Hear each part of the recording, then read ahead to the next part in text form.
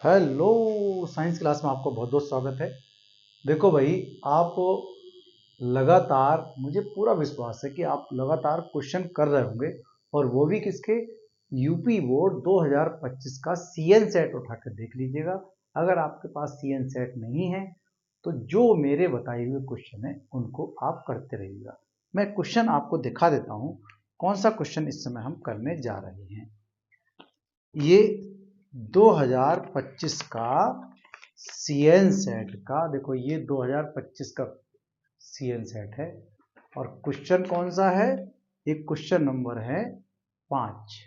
ये 5 देख लीजिएगा, ठीक है। क्वेश्चन नंबर 5 के दोनों क्वेश्चन दे रखे हैं, ये वही हम कर रहे हैं। ओके, चलो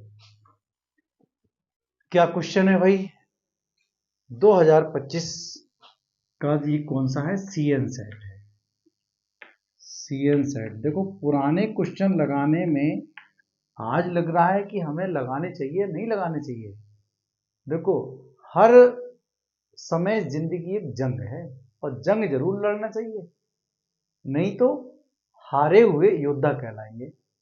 तो आपको जंग जरूर लड़ना चाहिए। जिंदगी हर कदम पर एक नई जंग है, तो जीत जाएंगे हम। बाकी आप जानते ही हो क्या है। कार्बनिक यौगिकों में ऑक्सीकरण तथा प्रतिस्थापन अपक्रिया को उदाहरण द्वारा समझाइए। एक क्वेश्चन तो ये होगा। दूसरा उधर लिखा है मैंने, विरंजक चूर्ण तथा बेकिंग सोडा में से प्रत्येक के निर्माण की एक विधि का रासायनिक समीकरण लिखिए। रासायनिक समीकरण उधर लिखवा रहा है, हालांकि लिखनी तो इधर भी रासायनिक समीकरण ही है। कैसे कैसे हम समझते हैं, आइए कर लेते हैं। सबसे पहले हम देखते हैं ऑक्सीकरण एक बात, और दूसरा है प्रतिस्थापन। तो हम ऑक्सीकरण की अपक्रियाओं को यहाँ लिखेंगे और प्रतिस्थापन की अपक्रियाओं को यहाँ समझेंगे। और ये सभी के सभी क्वेश्चन ये 2 नंबर के हैं। ये भी 2 नंबर का है पूरा, और वो भी 2 नंबर का क्वेश्चन है। देखो कितना मस्त है, समझने की बात है। 1 नंबर की ये रिएक्शन है, 1 नंबर की ये रिएक्शन है। तो आप जब लिखेंगे पूरी चीज, छोटी छोटी सभी चीज लिखेंगे, तभी तो मजे आएंगे, तभी तो हम नंबर ले पाएंगे। वह क्रिया जिसमें ऑक्सीजन जुड़ती हो या हाइड्रोजन का ह्रास होता हो या त्याग होता हो, वो ऑक्सीकरण कहलाता है। ठीक है, कोई ऑक्सीजन कहीं से कोई देने वाला हो, वो ऑक्सीकारक कहलाएगा। जो ऑक्सीजन प्रोवाइड करा रहा है वो ऑक्सीकारक कहलाएगा। तो यहां पर देखते हैं हम, कार्बनिक यौगिकों में ऑक्सीजन कैसे जुड़ रही है, ये मेन बात है। इसमें समझ में आ गई होगी। तो ऑक्सीजन को जोड़ेंगे, कैसे जोड़ेंगे, तो यहां पर एथिल अल्कोहल है या एथेनॉल। एथेनॉल को हम ये लिख रहे हैं, देखो C2H5OH, ये एथेनॉल का सूत्र होता है। यहां पर ऑक्सीजन जुड़े तो जोड़ा जोड़ा कौन, ऑक्सीजन किसी तरह से आके मिल जाए तो कौन जोड़ेगा। यहां देखिएगा, यहां है 2 लोग हैं, एक तो है KMnO4, ये ऑक्सीकारक हैं, मतलब बहुत जल्दी ऑक्सीजन को सप्लाई करते हैं। और दूसरा है K2Cr2O7, ये सप्लायर है, ऑक्सीजन को प्रोवाइड कराते हैं। एक में इसमें अम्लीय है और एक इसमें क्षारीय, तो ये तो अम्लीय हो गया, ये क्षारीय हो गया।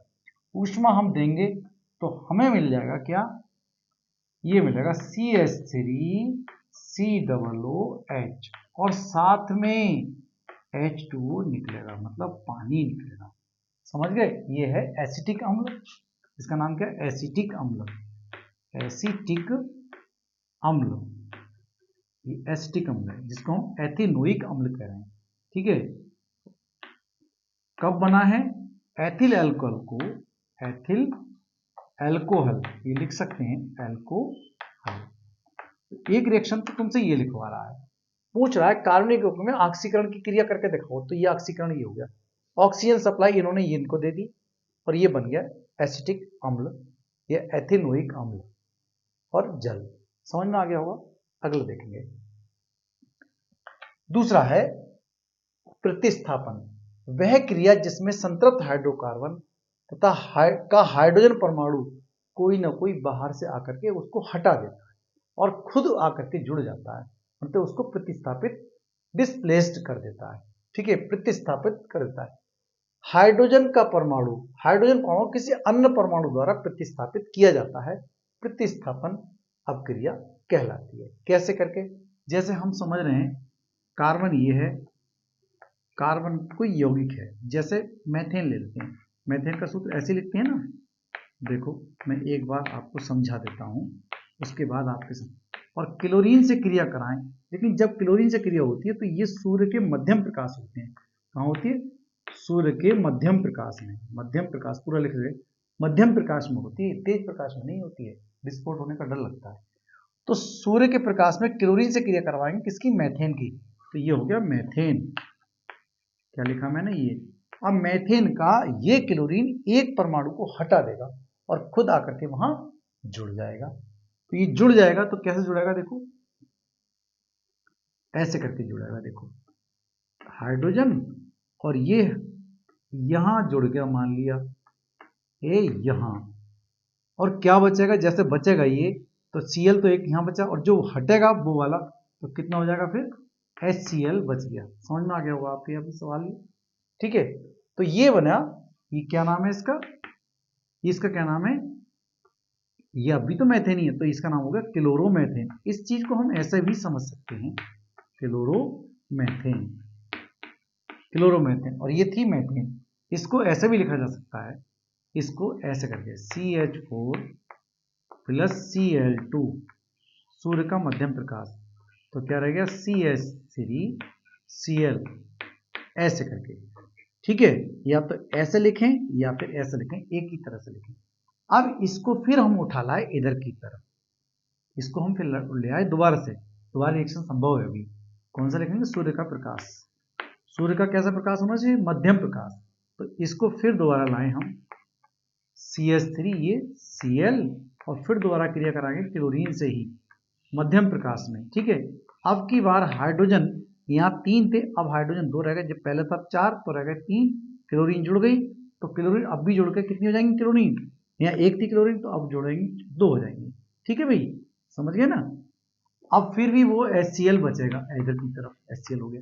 अब हम फिर ले आए दोबारा से, इसी तरह से इधर करके दिखाऊं मैं, ये नाम हो जाएगा इसका क्लोरोमेथेन, या इसका नाम भी क्या है? क्लोरोमेथेन। और इसका नाम क्या है? ये 3 की जगह कितना हो गया अब? ये 2, तो ये हो जाएगा 2 हैं, तो डाई क्लोरोमेथेन। क्या नाम है इसका? डाई क्लोरोमेथेन, इसका डाई क्लोरोमेथेन नाम हो गया, समझ गए। फिर इसकी दोबारा से और क्रिया हो सकती है, ये बात थोड़ी नहीं होगी। CH2Cl कितने हैं? 2 हैं। फिर हम कराएंगे क्लोरीन से क्रिया, तो फिर वही मध्यम प्रकाश में, अब की बार हाइड्रोजन और कम हो जाएगा, तो हो जाएगा CH, और यहाँ क्लोरीन की संख्या बढ़ जाएगी, और बच क्या जाएगा? HCl, ठीक है। फिर दोबारा करा सकते हैं, देखो अभी बचा हुआ ये है ट्राई क्लोरो, इसका नाम क्या है? Try chloromethane. ये इसका नाम है क्लोरोमेथेन, इसका नाम है डाई क्लोरोमेथेन, इसका नाम है ट्राई क्लोरोमेथेन। और अब की बार जो आएगा, ये देखो समझ में आ गई, दोबारा से क्रिया करा रहे हैं हम, किसकी? क्लोरीन की ही। ये क्लोरीन की बार बार करा रहे हैं, तो प्रतिस्थापक कौन कर रहा है? प्रतिस्थापित कौन कर रहा है? क्लोरीन कर रही है, हटा कौन रहा है? क्लोरीन। अब यहाँ पर हाइड्रोजन 1 बची है, तो चैन तो जब ही पड़ा उसे, सबको सब हटा देगा, CCl4, और फिर वही बचेगा HCl, तो HCl अपने आप में लिख सकते हैं HCl। तो ये हो गया टेट्रा क्लोरोमेथेन। क्या नाम है इसका?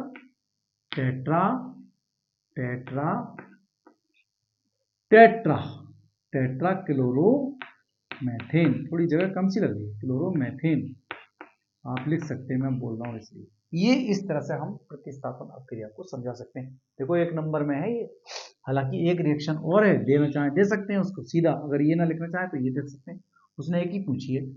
अगर हमने मेथेन के साथ HNO3 की क्रिया करा दी, HNO3 की, तो NO2 ग्रुप लग जाएगा, 450 डिग्री सेल्सियस की बात हो रही है, गर्म किया जाएगा, तो क्या बनेगा? ये CH3NO2, और बनेगा फिर जल, ये है क्या हुआ? जल। इस तरह से ये रिएक्शन भी आपकी पूरी हो जाएगी। समझ में आ गया होगा आपके? चाहे तो ये दें रिएक्शन, चाहे ये वाली दें, तो आप तो पसंद वही इसको ही करोगे, 1 नंबर का क्वेश्चन तो हम इसको ही दे दें, तो इसको भी दे सकते हैं। कौन है यहाँ प्रतिस्थापन कौन कर रहा है?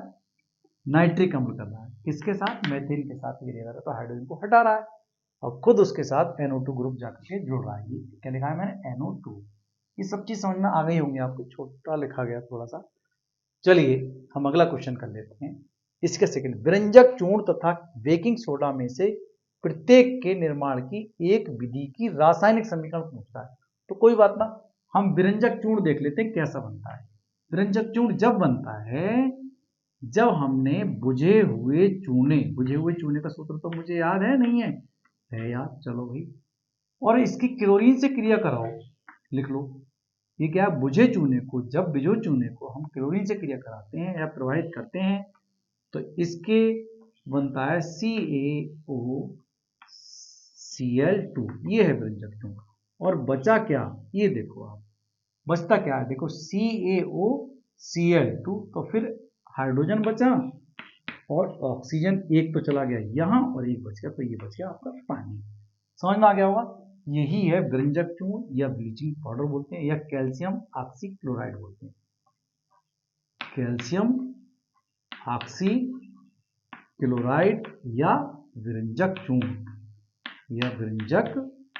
चूर्ण, समझ में आ गया होगा। और पानी, ये क्या है, हमने बुझा हुआ चूना लिया है, बुझा हुआ चूना, या इसको बोल सकते हैं हम, बुझा हुआ चूने को क्या बोल सकते हैं, कैल्शियम हाइड्रोक्साइड। ठीक है, क्लोरीन प्रवाहित करते हैं कैल्शियम हाइड्रोक्साइड बुझे चूने में, तो हमें कैल्शियम ऑक्सीक्लोराइड या फिर बोलते हैं व्यंजक चूर्ण, या बोलेंगे इसे ब्लीचिंग पाउडर। ठीक है, अब सेकंड है, एक तो व्यंजक चूर्ण हमें प्राप्त करने की रिएक्शन पूछ रहा था, और दूसरी पूछा बेकिंग सोडा, जिसको हम खाने का सोडा बोलते हैं। ठीक है, सेकंड पार्ट इसका देखो, दूसरा है बेकिंग सोडा। ये क्या था, व्यंजक चूर्ण प्राप्त करने की, व्यंजक चूर्ण कैसे मिल गया, ऐसे मिलता है, व्यंजक चूर्ण को कैसे प्राप्त करेंगे।